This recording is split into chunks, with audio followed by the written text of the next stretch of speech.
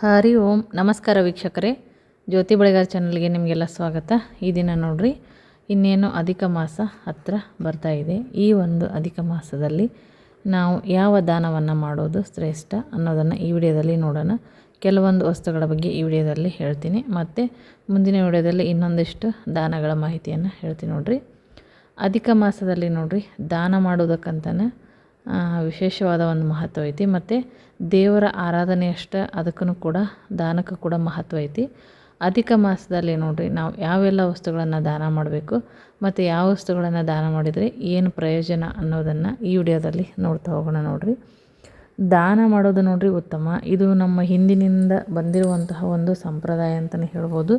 ಮತ್ತು ಈ ನಮ್ಮ ಹತ್ರ ಏನಿರ್ತೈತಿ ಇದ್ದದ್ರಲ್ಲಿನ ಸ್ವಲ್ಪ ನಾವು ಬೇರೆಯವರಿಗೆ ಅದನ್ನು ಹಂಚಿ ಮನುಷ್ಯ ಏನಪ್ಪ ಅಂತಂದ್ರೆ ತನ್ನ ಜೀವಿತಾವಧಿಯಲ್ಲಿ ಗಳಿಸಿರುವಂತಹ ಒಂದು ಸಂಪತ್ತನ್ನು ತಾನೊಬ್ಬನೇ ಅನುಭವಿಸ್ತೇನೆ, ಅದನ್ನು ಯಾರಿಗೆ ಕಷ್ಟ ಇರ್ತದೆ ಇಲ್ದವ್ರಿಗೆ ಹಂಚಿ ಜೀವನ ಮಾಡೋದು ನೋಡ್ರಿ ನಮ್ಮ ಸಂಸ್ಕೃತಿಯೊಳಗೆ ಮೊದಲಿಂದನೂ ಐತಿ.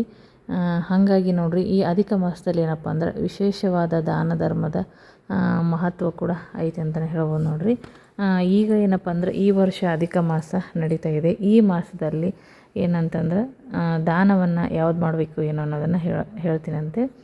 ಇದು ವಿಷ್ಣುವಿನ ಮಾಸ ಆಗಿರೋದ್ರಿಂದ ಇದನ್ನು ಪುರುಷೋತ್ತಮ ಮಾಸ ಅಂತ ಕೂಡ ಕರೀತಾರೆ. ಈ ಮಾಸದಲ್ಲಿ ಏನಂದ್ರೆ ದೇವರ ಆರಾಧನೆಗೆ ಮಹತ್ವ ಇದ್ದಷ್ಟೇ ಮಹತ್ವ ದಾನಕ್ಕೂ ಐತಿ. ನೋಡ್ರಿ, ಈ ಒಂದು ಮಾಸದಲ್ಲಿ ನಾವೇನಂದ್ರೆ ಬಡವರಿಗೆ, ನಿರ್ಗತಿಕರಿಗೆ, ಕಷ್ಟದಲ್ಲಿರೋರಿಗೆ ಏನಪ್ಪ ಅಂದ್ರೆ ಧನ ಧಾನ್ಯವನ್ನು ಆದಷ್ಟು ಕೊಟ್ಟು ಸಹಾಯವನ್ನು ಮಾಡುವಂಥದ್ದು. ಇದರ ಒಂದು ಫಲ ಏನಪ್ಪ ಅಂದ್ರೆ ನಮ್ಮ ಇಡೀ ಕುಟುಂಬಕ್ಕೆ ಪ್ರಾಪ್ತಿ ಆಗುತ್ತೆ ಅನ್ನೋವಂಥ ಒಂದು ನಂಬಿಕೆ ನೋಡ್ರಿ ಮೊದಲಿಂದನೂ. ಇದು ಏನಂತಂದ್ರೆ ವಿಷ್ಣು ಧರ್ಮೋತ್ತರ ಪುರಾಣದಲ್ಲಿ ಕೂಡ ಈ ಒಂದು ಅಧಿಕ ಮಾಸದ ದಾನವನ್ನು ಕುರಿತು ಹೇಳಲಾಗಿದೆ. ಈ ಮಾಸದಲ್ಲಿ ನೋಡ್ರಿ ಮಾಡಿದ ದಾನಕ್ಕೆ ಏನಪ್ಪ ಅಂದ್ರೆ 10 ಪಟ್ಟು ಫಲ ಹೆಚ್ಚು ಸಿಗುತ್ತೆ. ಪುರುಷೋತ್ತಮ ಮಾಸದ ದೇವರು ಯಾರಪ್ಪ ಅಂದ್ರೆ ವಿಷ್ಣು.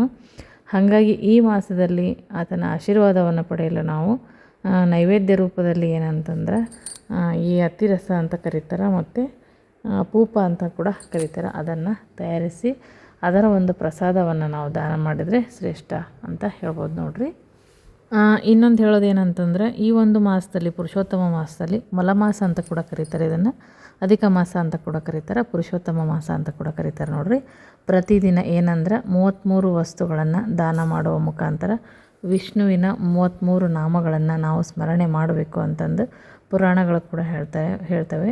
ಮತ್ತು ಇದರಿಂದ ಏನಂತಂದ್ರೆ ಧನ ಧಾನ್ಯ ಸಂತೋಷ ನಮಗೆ ಸಮೃದ್ಧಿ ಪ್ರಾಪ್ತಿಯಾಗುತ್ತೆ ಅಂತ ಒಂದು ನಂಬಿಕೆ. ನೋಡ್ರಿ, ಈ ಒಂದು ಪುಣ್ಯ ಮಾಸದಲ್ಲಿ ಉಪವಾಸ, ವ್ರತ, ಪೂಜೆ, ದಾನ ಮುಂತಾದ ಕೆಲವು ಶುಭ ಕಾರ್ಯಗಳನ್ನು ಮಾಡೋದ್ರಿಂದ ಕುಟುಂಬ ಸಮೇತ ಎಲ್ಲರೂ ಏನಪ್ಪ ಅಂತಂದ್ರೆ ಶ್ರೀಕೃಷ್ಣನ ಕೃಪೆಗೆ ಪಾತ್ರರಾಗ್ಬೋದು ಅಂತ ಒಂದು ನಂಬಿಕೆ. ನೋಡ್ರಿ, ಈ ಒಂದು ಸಮಯದಲ್ಲಿ ನೋಡ್ರಿ 33 ಸಂಖ್ಯೆಗೆ ಏಕೆ ವಿಶೇಷತೆ ಪ್ರಾಧಾನ್ಯತೆ ಐತಿ ಅನ್ನೋದನ್ನು ನಾನು ಹಿಂದಿನ ವಿಡಿಯೋದಲ್ಲಿ ಹೇಳಿದ್ದೀನಿ. ಮತ್ತು ಅದಕ್ಕೆ ಸಂಬಂಧಪಟ್ಟಿರುವಂತಹ ಬತ್ತಿ ವಿಡಿಯೋ ಕೂಡ ಇದೆ. ನೋಡ್ರಿ, ಅದನ್ನು ಲಿಂಕನ್ನು ನಾನು ಡಿಸ್ಕ್ರಿಪ್ಷನ್ ಬಾಕ್ಸಲ್ಲಿ ಹಾಕಿರ್ತೀನಿ, ನೋಡಿ ಚೆಕ್ ಮಾಡ್ಕೊಳ್ರಿ. ಮತ್ತು ಮೊದಲೇ ದಾನ ಏನಂತ ನೋಡೋದಾತಪ್ಪ ಅಂದ್ರೆ ದೀಪದಾನ. ಅಧಿಕ ಮಾಸದಲ್ಲಿ ದೀಪದಾನ ಮಾಡೋದ್ರಿಂದ ಏನಂದ್ರೆ ಉಪವಾಸ ಮತ್ತು ತೀರ್ಥೋದ್ಭವದ ಒಂದು ಪುಣ್ಯ ನಮಗೆ ದೊರೀತೈತಿ. ಹೀಗಾಗಿ ದೀಪದಾನ ಮಾಡೋದು ಶ್ರೇಷ್ಠ. ಮತ್ತು ಇದರಿಂದ ಏನಂತಂದ್ರೆ ದಾರಿದ್ರ್ಯ ಏನಿದ್ರು ದೂರ ಆಗುತ್ತೆ ಅನ್ನೋವಂಥ ಒಂದು ನಂಬಿಕೆ ಐತಿ. ಹೀಗಾಗಿ ಅಧಿಕ ಮಾಸದಲ್ಲಿ ದೀಪದಾನ ಮಾಡೋದ್ರಿಂದ ತೀರ್ಥಯಾತ್ರೆ ಮಾಡಿದಂತಹ ಒಂದು ಫಲ ದೊರೀತೈತಿ. ಈ ಒಂದು ಪವಿತ್ರ ಮಾಸದಲ್ಲಿ ಏನಂದ್ರೆ ಯಾವುದೇ ದೇವಸ್ಥಾನಗಳಿಗೆ ಆಗಲಿ, ಗೋಶಾಲೆಗಳೇ ಆಗಲಿ, ಮತ್ತು ನದಿಗೆ, ಆಮೇಲೆ ಮನೆ ಹೊರಗಡೆ ತುಳಸಿ ಹತ್ರ ತುಪ್ಪ ಅಥವಾ ಎಳ್ಳೆಣ್ಣೆ ದೀಪವನ್ನು ಬೆಳಗೋದು ಶ್ರೇಷ್ಠ ಅಂತಂದು ಹೇಳ್ಬೋದು. ನೋಡ್ರಿ, ಅದಾದಮೇಲೆ ಏನಪ್ಪ ಅಂತಂದ್ರೆ ಮಾಲ್ಪುವ ಅಂತ ಕರೀತಾರೆ, ಅತಿರಸ ಅಂತಲೂ ಕರೀತಾರೆ, ಮತ್ತು ಅಪೂಪ ಅಂತಲೂ ಕರೀತಾರೆ. ಇದು ಕೂಡ ಶ್ರೇಷ್ಠವಾದ ದಾನ. ಈ ಒಂದು ಅಪೂಪ ದಾನಕ್ಕೆ ಏನಂದ್ರೆ ವಿಶೇಷ ಮಹತ್ವ ಐತಿ.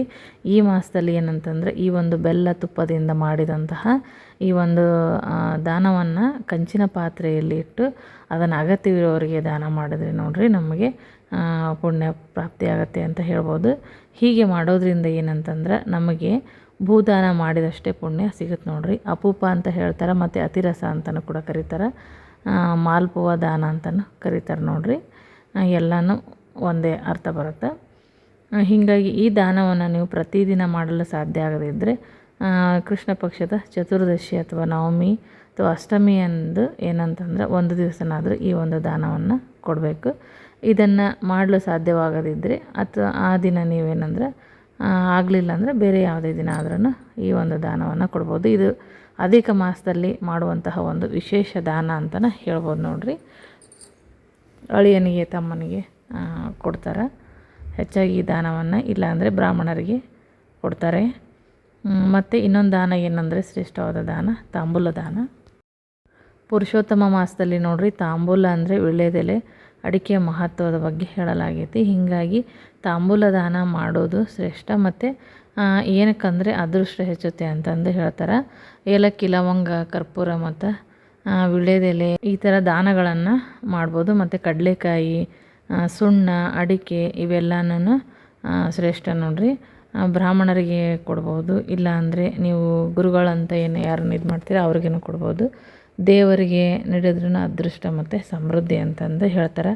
ಯಾರು ಪೂಜೆ ಪುನಸ್ಕಾರಗಳನ್ನು ಮಾಡೋವಂಥವ್ರು ಇರ್ತಾರೆ ಅಂಥವ್ರಿಗೆ ನೀವು ಕೊಟ್ಟರೆ ಒಂದು ವಿಶೇಷ ಫಲ ಅಂತಲೇ ಹೇಳ್ಬೋದು ನೋಡಿರಿ. ಸಮೃದ್ಧಿ ಮತ್ತು ಅದೃಷ್ಟ ನಮಗೆ ಸಿಗುತ್ತೆ ಅಂತ ಒಂದು ನಂಬಿಕೆ.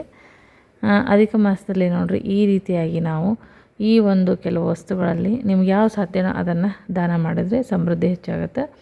ಮತ್ತು ಅದರ ಜೊತೆಗೆ ಧನಾಗಮನ ಕೂಡ ಹೆಚ್ಚಾಗುತ್ತೆ ಅಂತ ಹೇಳ್ಬೋದು. ಮತ್ತು ನಮಗೆ ತೀರ್ಥಯಾತ್ರೆ ಮಾಡಿದಂಥ ಪುಣ್ಯ ಕೂಡ ಪ್ರಾಪ್ತಿಯಾಗುತ್ತೆ ಅಂತಂದು ಕೆಲವೊಂದು ಗ್ರಂಥಗಳಲ್ಲಿ ಉಲ್ಲೇಖವನ್ನು ಮಾಡಿರ್ತಾರೆ. ಈ ಮಾಹಿತಿ ಇಷ್ಟ ಆಗಿತ್ತಪ್ಪ ಅಂತಂದ್ರೆ ವಿಡಿಯೋಕ್ಕೊಂದು ಲೈಕ್ ಕೊಡಿರಿ, ಶೇರ್ ಮಾಡಿರಿ. ಮತ್ತು ಹಾಗೆ ಇನ್ನೊಂದಿಷ್ಟು ದಾನಗಳ ಬಗ್ಗೆ ನಾನು ಮುಂದಿನ ವಿಡಿಯೋದಲ್ಲಿ ತಿಳಿಸ್ತಾ ಹೋಗ್ತೀನಿ. ರಂಗೋಲಿ ಬಗ್ಗೆ ಅದನ್ನು ಕೂಡ ಹಾಕಿದ್ದೀನಿ ನೋಡಿರಿ. ಲಿಂಕನ್ನು ಕೆಳಗಡೆ ಹಾಕಿರ್ತೀನಿ, ನೋಡಿ ಚೆಕ್ ಮಾಡಿ.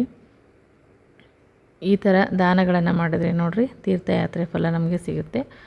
ವಿಡಿಯೋ ಇಷ್ಟ ಆಗಿದ್ದರೆ ವಿಡಿಯೋಕ್ಕೊಂದು ಲೈಕ್ ಕೊಡಿರಿ, ಶೇರ್ ಮಾಡಿರಿ, ಕಮೆಂಟ್ ಹಾಕಿರಿ.